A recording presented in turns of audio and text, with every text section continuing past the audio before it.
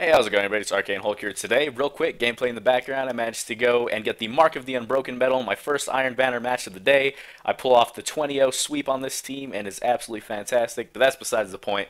Today, we are going to be talking about the weapons Lord Saladin is selling for Iron Banner and what you're going to want to be rolling on those weapons. So the two weapons that he has, you have to be rank 4 for the Jolder's Hammer and rank 5 for the Silimar's Wrath. Jolder's Hammer, for those of you who don't know, is the heavy machine gun that is absolutely top tier for Iron Banner, and Silimar's Wrath is basically an Atheon's Epilogue with 331 attack. It's one of those low rate or high rate of fire, low damage auto rifles.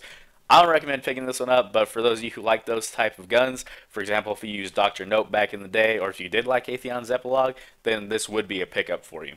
But let's start with what I think the obvious good choice is, Jolder's Hammer. So Jolder's Hammer is a high damage, low rate of fire. The recoil is very easy to control, and it has a pretty decent magazine.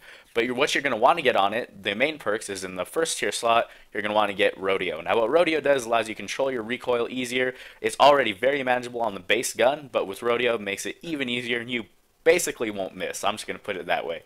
It is very hard to miss when you're using Rodeo. Next, you're going to want one of two things. Depending on your playstyle, you may want Perfect Balance or Field Scout. Now I would go with Field Scout 100% of the time, and maybe even Hammer Forge if you're going to challenge at range. But the main reason Field Scout is because you get more ammo. More ammo equates to more kills in the Crucible. So whenever you pick up a purple box for heavy ammo, it will give you more than you would get if you didn't have Field Scout. So granted, on top of getting your bigger magazine, you also get more reserve ammo as well. And it's just an awesome way to pretty much ensure that you're going to get more kills. Now, the last perk that you're going to want is probably going to be Crowd Control. What Crowd Control does is after every kill, for a few seconds, you do bonus damage. Pretty much like it's the same perk that the Vex has. So you can chain together kills, get them in quick succession very, very easily, and that gun is just a beast. It'll replace any heavy machine gun. It is absolutely the best, and it is one of the top tier Iron Banner weapons. Now, when we get to Silimar's Wrath, is where things are kind of eh. So Silimar's Wrath, like I said before, high rate of fire, low impact. So what you're going to want to do is try to roll for stats like Perfect Balance, Smart Drift Control. You're going to want to do whatever you can to max out that stability. But another thing you might want to opt out for Smart Drift Control is Aggressive Ballistics. Now I'm going to use the Necrochasm, for example, on this one. Necrochasm is very similar in the way it's set up. High rate of fire, low impact. Now what Aggressive Ballistics does is it lets you do, I believe it's 1 or 2 more damage per shot, whether it's to the body or the head. And that equates to, I think it's like 3 less shots to kill. And believe it or not, the data has been tested. High rate of fire auto rifles have the fastest time to kill in the game if you can land every headshot. But without the stability, you are not going to be landing headshots. Now, I don't have this weapon, so I can't say for sure how the gun recoils and how it kicks. So I'm pretty much speculating at this point, but you know, it's probably going to perform much like any other high rate of fire weapon. Just if you're into that type of thing, that's good, but you're going to want to max out the stability. Maybe take Aggressive Ballistics to decrease that time to kill, but in the end, that's all going to be up to you and your play style. As for the weapons that are dropping, I'm not entirely too sure. If I had to guess, I think it would be Scory's Revenge, which is the pulse rifle, and Prune's Fire, which is the fusion rifle.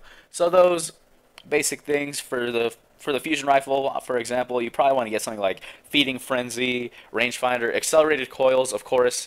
You know, charge time, get that as fast as you can. It already has a great charge time, so that gun is an absolute beast. And for the Scory one, the Scory's Revenge, it's a pulse rifle. I don't care much for them, even after the buff. I know they're very strong, but still, I'm not entirely too sure what I'd get on that. Maybe full auto, Field Scout, something like that. Maybe Perfect Balance, because you can land those consistent headshots, and that's what really makes the pulse rifle shine now. And yeah, guys, that's pretty much it. I just wanted to cover that with you so far. And okay, a few guns you do have to look out for if they're dropping, and you have to be rank 3 for these guns to drop.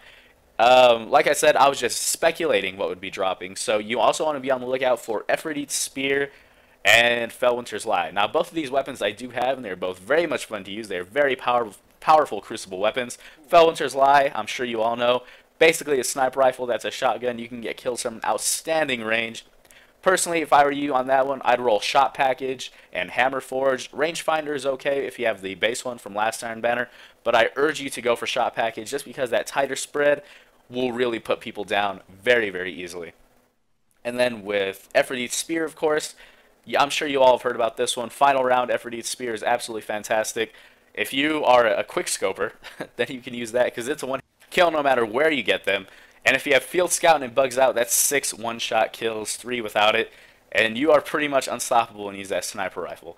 And yeah, that's pretty much it, guys. Just aim for the best weapons this week. Re-roll all of your old ones. Timmer's Lash, you're gonna want crowd control, field scout, stuff like that. Maybe luck in the chamber if you don't have field scout, but that's just all personal preference. If you guys liked the video, please leave a thumbs up for the flawless gameplay in the background. If you disliked it, let me know why. And if you enjoyed the content, please subscribe for more. And I will see you guys again very, very soon.